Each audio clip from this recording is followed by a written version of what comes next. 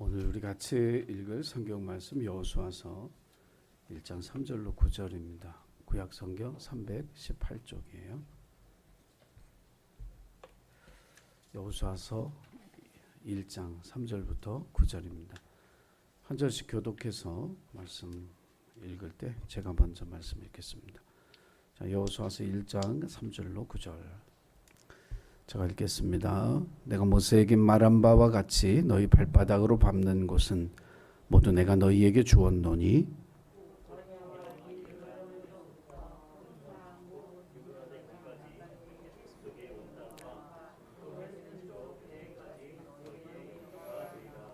내 평생에 너를 능히 대적할 자가 없으리니 내가 모세와 함께 있었던 것 같이 너와 함께 있을 것임이니라. 내가 너를 떠나지 아니하며 버리지 아니하리니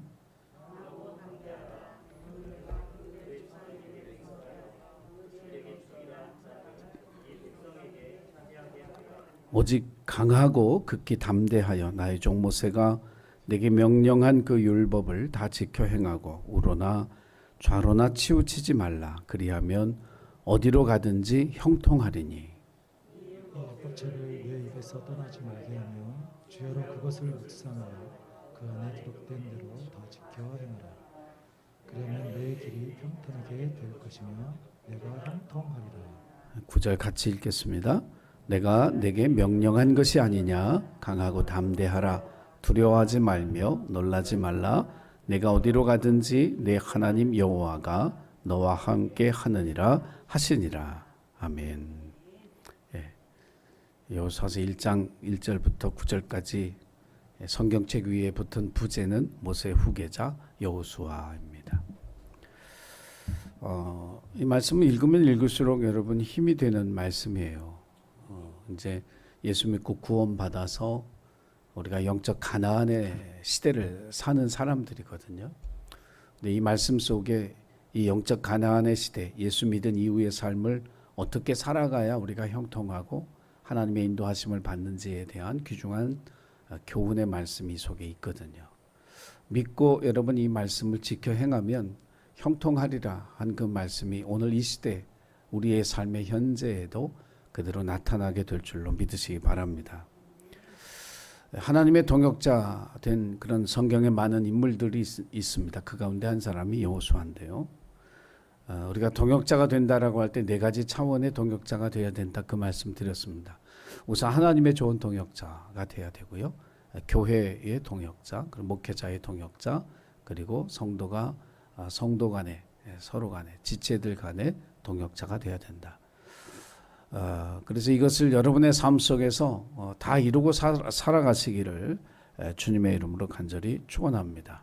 그런데 이 동역자, 특히 하나님의 동역자가 된다라고 할 때 우리의 마음에 잊지 않아야 될 그러한 교훈은 뭐냐면 내가 하는 것이 아니고 주님의 능력으로 한다라는, 주님이 하신다라고 하는 이 마음의 태도를 잃어버리지 않는, 그래서 이제 교만해지지 않는 겸손한 동역자가 되기를 주님의 이름으로 부탁을 드립니다. 자, 여호수아 좋은 동역자입니다. 하나님의 신실한 동역자. 아마 성경 전체를 통해서요, 흠이 없는 사람들을 찾는다면 그 중에 한 사람이 여호수아가 아닌가 하는 그런 생각이 들 만큼 여호수아는 젊을 때부터 시작해서 민족의 지도자가 된 이후에 그가 세상을 떠날 때까지 그렇게 큰 흠을 잡을 수 있는 게 거의 보이지 않는 그런 좋은 하나님의 동역자였습니다. 하나님이 여호수아를 왜 모세의 후계자로 택했을까? 이스라엘의 장정들이 한 60만 명이나 됐는데 그 많은 장정들 가운데 하나님께서 여호수아를 모세의 후계자로 택한 중요한 두 가지 이유가 있습니다. 저와 여러분이 오늘 이 여호수아를 택하신 하나님의 뜻을 생각하면서 우리도 하나님의 동역자가 되기 위해 여호수아처럼 행해야 되겠구나라고 하는 믿음의 결심이 저와 여러분 가운데 만들어지기를 주님의 이름으로 축원합니다. 출애굽기 33장 11절에 보면 성경에 이런 말씀이 있습니다.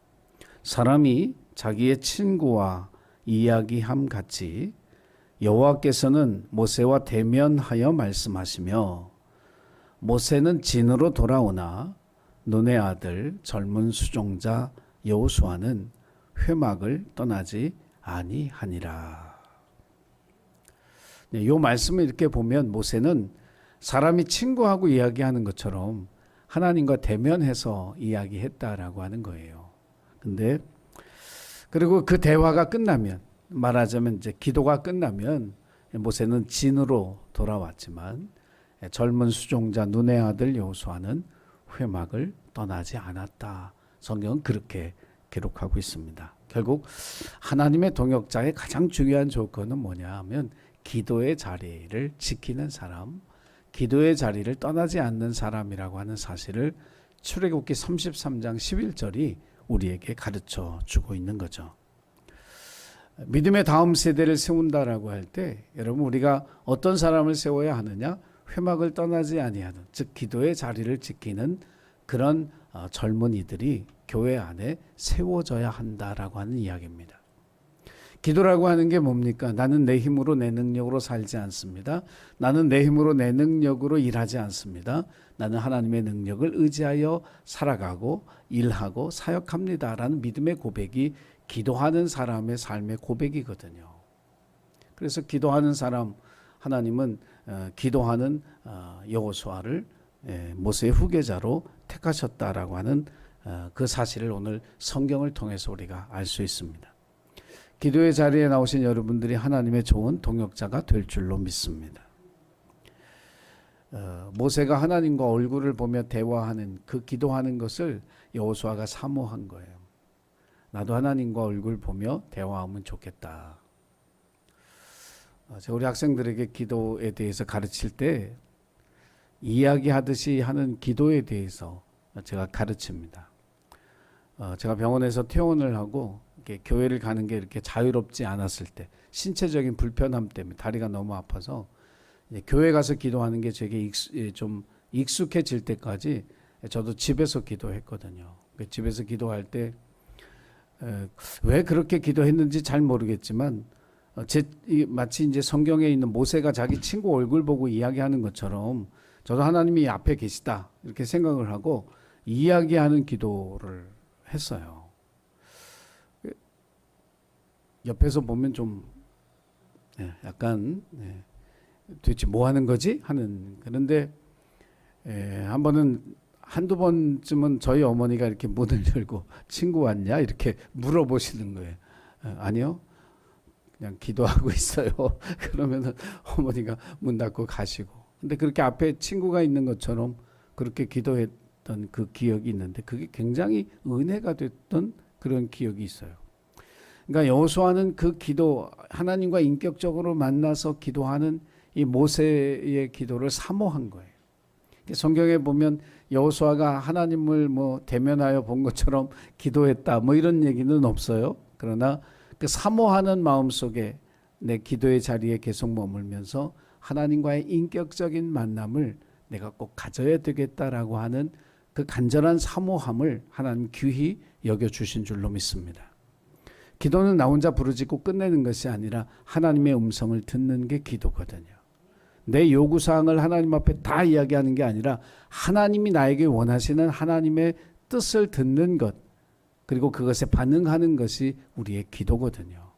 그래서 오늘 이 여호수아를 통해서 회막을 떠나지 않고 주님의 음성을 듣고자 했던 여호수아처럼 저와 여러분도 기도의 자리를 든든히 지켜서 주님과의 인격적인 만남을 통해 주님의 음성을 듣고 주님의 뜻을 깨달아 그것에 순종하며 살아가는 하나님의 좋은 동역자가 되시기를 주의 이름으로 간절히 축원합니다. 민수기서 27장 18절에 보면 여호수아를 설명하는 두 번째 말씀이 있습니다. 그 말씀 제가 천천히 읽어드릴게요. 여호와께서 모세에게 이르시되 눈의 아들 여호수아는 그 안에 영이 머무는 자니 너는 데려다가 그에게 안수하라. 그러니까 여호수아는 하나님이 보니까 그 안에, 그의 안에 영이 머무는 자, 주의 영이 그 안에 있는 사람. 그래서 모세를 시켜서 불러다가 안수하라, 너의 후계자를 삼으라 하는 말씀이 민수기 27장 18절에 있습니다. 다시 말해서 하나님의 동역자는 기도의 자리를 떠나지 아니하는 사람이면서 동시에 그 안에 주의 영이 머무는 사람, 이 사람이 하나님의 동역자로 택함을 받았다라고 하는 거예요. 영이 머문다라고 하는 말을 이제 히브리 원어로 보면 하나님의 숨결, 하나님의 호흡이 그 안에 있는 사람, 이렇게 해석을 할 수가 있습니다. 그러니까 그만큼 하나님의 숨소리를 들을 만큼 친밀하게 하나님과 가까이 있는 하나님의 영이 그 안에 있어서 하나님의 호흡이 그에게 느껴질 만큼 그렇게 하나님께 친밀한 그런 사람, 그런 여호수아가 모세의 뒤를 이은 하나님의 동역자로 택함을 받았다라고 하는 거예요. 지식이 많아서 여호수아가 택함 받은 거 아니고, 용기 있는 사람이라서 택함 받은 거 아니고, 가문이 좋아서 훌륭해서 택함 받은 사람이 아니라 하나님의 영이 그와 함께하는 사람이었기 때문에 하나님은 그를 모세의 후계자, 이스라엘 민족의 지도자로 세우셨다라고 하는 것입니다. 사무엘상 16장 14절에 보면 이와 반대되어지는 사람이 나와요. 사울 왕이죠. 사무엘상 16장 14절에 보면 성경은 뭐라고 기록했냐면 여호와의 영이 사울에게서 떠나고, 하나님의 영이 함께했던 사울이 그 하나님의 영이 사울에게서 떠났다라고 하는 거예요.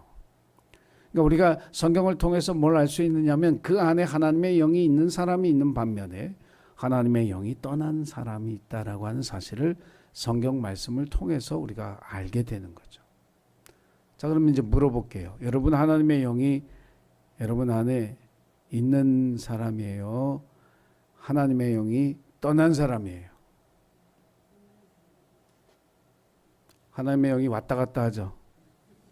어떨 땐 분명히 있는 것 같은데 어떨 땐 없어. 내가 생각해봐도 없어. 뭐 그렇지 않아요? 왔다 갔다 하고, 하나님의 영이 그럼 우리 몸에 우리 마음에 들어왔다 나갔다 하는 이런 영처럼 우리가 이제 착각하기 쉬운데, 여러분, 이게 있어요. 빈 자리를 채우는 게 있잖아요. 분명히 하나님의 영이 떠났다는 말은 뭐예요? 마귀가 그를 사로잡았다라고 하는 얘기죠. 그러니까 하나님의 영이 떠나면 마귀가 그를 사로잡는 거예요. 그런데 사울 왕에게서 하나님의 영이 떠난 이유가 뭐냐? 그걸 우리가 잘 알아야죠. 다시 말하면 우리가 늘 하나님의 영이 우리 안에 머무는 그런 삶을 살기 위해서 해야 될 일, 그게 뭐냐라고 하는 거예요. 여러분, 제일 중요한 게 자기 생각과 자기 뜻을 버려야 되는 거예요. 그게 포기가 돼야 돼요. 마귀는요, 하나님의 뜻에 순종하도록 우리를 내버려 두지 아니하죠. 하나님이 우리의 삶을 이끌어 가도록, 인도하시도록 내버려 두지 않아요. 네 고집대로 해, 네 생각대로 해, 네 뜻대로 해. 왜 하나님의 뜻대로 하려고 그래? 그러지 마. 여러분, 그게 마귀의 작전이잖아요. 우리가 하나님의 뜻에 불순종하는 순간, 하나님의 뜻에 순종하지 않을 때 마귀는 우리를 이끌어서 결국 주의 영이 우리에게서 떠나 마귀의 일꾼 되게 만드는 그런 작업을 우리에게 한다라고 하는 거예요. 성령 충만한 사람은요, 기도원에 가서 불 받은 사람이 아니에요. 방언을 막 시끄럽게 떠드는 유창하게 하는 그런 사람이 성령 충만한 사람 아니에요. 성령 충만한 사람은 하나님의 뜻에 순종하는 사람이에요. 자기 뜻을 고집하지 않는 사람, 자기 생각을 고집하지 않는 사람, 그 사람이 성령 충만한 사람이에요. 그래서 여호수아가 이 주의 영이 머무는 사람이라고 하는 말은 뭐냐면 자기 뜻과 생각을 내려놓고 오직 하나님의 뜻에 순종하는 사람, 그 사람이 바로 여호수아였다라고 하는 거죠.